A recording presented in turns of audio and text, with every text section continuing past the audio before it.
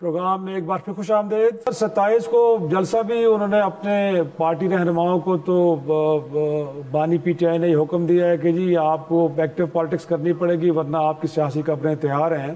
تو گویا کہ 27 کو کہا جا رہا ہے کہ سر خیر پختونخوا میں بہت بڑا جلسہ ہونے جا رہا ہے، تو ممکنہ طور پہ سندھ ہو، پنجاب ہو، ملک کے دیگر علاقوں سے بڑے قافلے تو آئیں گے۔ تو آپ کے خیال میں یہ پولیٹیکل ایکٹیویٹی کرنی چاہیے، کوئی اس میں کوئی مذاکرہ نہیں ہے؟ نہیں، وہ پولیٹیکل ایکٹیویٹی نہیں کر رہے، وہ پولیٹکس ہی نہیں کر رہے، وہ ایک سیاسی جماعت کے طور پہ کام ہی نہیں کر رہے، وہ سیاست کر ہی نہیں رہے۔ اگر وہ سیاست کر رہے ہوں تو وہ سیاست کریں، سیاسی جو ہے وہ طریقہ کار اپنائیں، جمہوری طریقہ کار اپنائیں، پارلیمانی طریقہ کار اپنائیں۔ وہ تو کسی اور ہی خواب و خیال میں بیٹھے ہیں اور وہ کرنا چاہتے ہیں، اور ان کو وہ ہوتا نظر آ رہا ہے جو کہ ہماری یہ رائے ہے کہ ایسا نہیں ہوگا۔ تو سیاست سے ان کا کوئی تعلق نہیں ہے، سیاست نہیں وہ کر رہے۔ انفیکٹ سر پہلے تو آئے بھی ہیں، پارلیمان کا حصہ بنے، کمیٹیوں کا حصہ بنے، پبلک کمیٹی سے لے کے دیگر کمیٹیاں، لیکن خیال ان کا ہے کہ ان کے لیے زمین تنگ ہو رہی ہے، وہ مخصوص نشستوں کا معاملہ ہو یا ٹریبیونل کے اندر کون سی جو درخواستیں پڑی ہیں ان کو نہیں سنا جا رہا، جہاں پہ آئین کہتا ہے کہ جی گویا کہ 6 ماہ کے اندر معاملات کو نمٹا دیا جائے، 1.5 سال سے معاملات پڑے ہیں۔ تو کہیں نہ کہیں تو سر لگتا ہے کہ ان کے اعتراضات کے اندر تھوڑی بہت جان ہے۔ نہیں، زمین ان پہ اوپر جو تنگ جو ہو رہی ہے اس کی وجہ یہ بھی ہے کہ وہ بھی زمین کو بڑا تنگ کر رہے ہیں، وہ بھی زمین کے ساتھ مل کے چلے نا، وہ بھی زمین کو تنگ کرتے ہیں تو پھر زمین تنگ ہو جاتی ہے۔ معاملہ یہ ہے کہ یہ جو بات ہے کہ جی 6 ماہ میں ہونا تھا تو 1 سال میں نہیں ہوا، تو یہ ان کو پتہ نہیں ہے کہ ہمارا جو عدالتی نظام ہے اس میں یہ ڈیلے دیر سویر جو ہے وہ ہوتی رہتی ہے۔ جب وہ برسے اقتدار تھے 4 سال، تو 4 سال میں کتنی پٹیشنوں پہ ان کے فیصلے ہوئے تھے۔ انہوں نے ہمارے مطالبے کے اوپر کہ جی الیکشن میں دھاندلی ہوئی ہے، آر ٹی ایس بٹھا کے آپ کو 45 سیٹیں دے کے تو آپ کو ایک وزیر اعظم بنا دیا گیا ہے، ہمارا مینڈیٹ چھینا گیا ہے۔ تو انہوں نے اس کی انکوائری کے لیے ایک پارلیمانی کمیشن بنایا تھا، تو اس پارلیمانی کمیشن کا 4 سال میں 1 اجلاس ہوا تھا۔ تو پھر ان کو یہ ساری چیزیں جو ہے نا، یہ اب کوئی انقلاب آ گیا ہے کہ ہر چیز نے ایک دم سے بدل جانا ہے۔ جو نظام چل رہا ہے اس نے اسی طرح سے چلنا ہے۔ ہاں، اس کو اگر تبدیل کرنا ہے تو بیٹھیں، ٹیبل پہ بیٹھیں، پولیٹیکل پارٹیز بیٹھیں، اپنا سیاسی قوتیں بیٹھ کے چارٹر آف اکانومی کریں، چارٹر آف ڈیموکریسی کریں، چارٹر آف کانسٹیٹیوشن کریں، لائیں تبدیلیاں جو لانی۔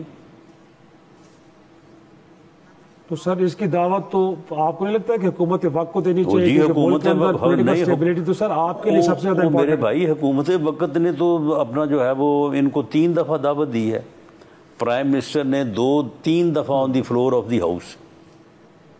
جو ہے وہ ان کو دعوت دی ہے، بلکہ جس دن بجٹ پاس ہوا ہے اس دن ان کی سیٹوں پہ گئے، جا کے ان سے جو ہے وہ حال حوال کیا، اور اس کے بعد ان کو کہا کہ ہمیں بیٹھنا چاہیے اور ہمیں پولیٹیکل ڈیموکریٹک ڈائلاگ کرنا چاہیے۔ تو لیکن سر ایک اعتراض ان کی جانب سے یہ بھی تو ہوتا ہے نا کہ ایک طرف آپ کہتے ہیں کہ گفتگو کریں، دوسری طرف پھر 9 مئی کے مقدمات اچانک چل پڑتے ہیں، لوگوں کو 10 سال کے لیے سزائیں تو وہ 9 مئی تو ہوا ہے۔ ان کا خیال ہے کہ دونوں چیزیں نہیں، تو 9 مئی کا نہیں، 9 مئی میں جو ہے وہ مقدمات کے چلنے کا، 9 مئی کے مقدمات کے چلنے کا اور مابین پولیٹیکل پارٹیز ڈائلاگ کا، ڈیموکریٹک ڈائلاگ کا، ان کا آپس میں کیا تعلق ہے؟ 9 مئی ایک علیحدہ ایک offense ہوا ہے، ایک جرم ہوا ہے، ایک انسیڈنٹ ہوا ہے، اس کے اوپر مقدمات قائم ہوئے ہیں۔ ان مقدمات وہ تو 2 سال سے چل رہے ہیں، وہ تو اس دن بھی چل رہے تھے جس دن الیکشن ہوا ہے، وہ اس دن بھی چل رہے تھے جس دن آگے انہوں نے اسمبلی میں اوتھ لیا ہے۔ وہ اپنی جگہ پہ چلتے رہیں، ان کا جو بھی رزلٹ نتیجہ ہے وہ آتا رہے، اس کے اوپر اپیل کا حق جو بھی ہے وہ استعمال ہوتا رہے، ان کا ان سے کیا تعلق ہے؟ یقیناً اس میں کوئی شک نہیں کہ عدالتی معاملات کو الگ چلنا چاہیے۔ لیکن سر پچھلے دنوں احمد ولی خان صاحب کی ملاقات کے بعد پرائم منسٹر نے ایک کمیٹی بھی بنائی تھی، غالباً شاید آپ بھی اس کا حصہ ہیں، کہ پولیٹیکل ہارمنی کے لیے، گفتگو کے راستے کھولنے کے لیے کوئی ان پٹ آئے۔ تو سر بطور آپ بھی سینئر پارلیمنٹیرین کیا سمجھتے ہیں کہ دس از ہائی ٹائم کہ اگین سیاسی جماعتوں کے ساتھ ایک ڈائلاگ میں جانا چاہیے؟ جی بالکل یہی راستہ ہے ہمارے پولیٹیکل ایشوز اور سیاسی استحکام کے لیے، اور وہ جو دعوت پرائم منسٹر آف پاکستان نے میثاق کے استحکام پاکستان کی دی ہے، اس کے لیے پولیٹیکل مابین پولیٹیکل فریقین یا پارٹیز ڈائلاگ کے علاوہ کوئی اور راستہ نہیں ہے، یہی راستہ ہے، تو اس کے علاوہ اور بالکل کوئی صحیح۔ اور ایسے میں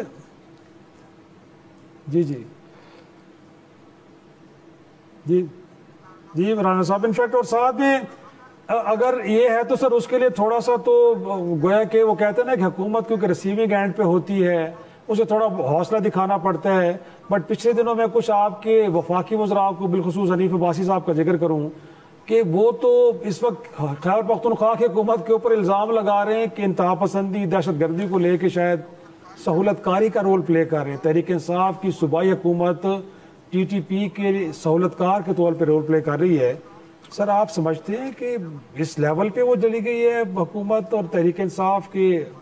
پاکستان کے لیے اتنے بڑے مسائل پیدا کرے کہ دہشت گردوں کی سہولت کار نہیں؟ دیکھیں بعض حرکتیں تو ان کی ایسی ہی ہیں،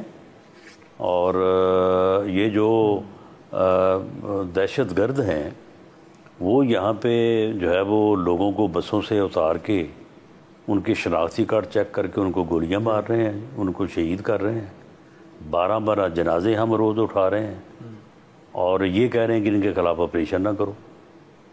ان کے ساتھ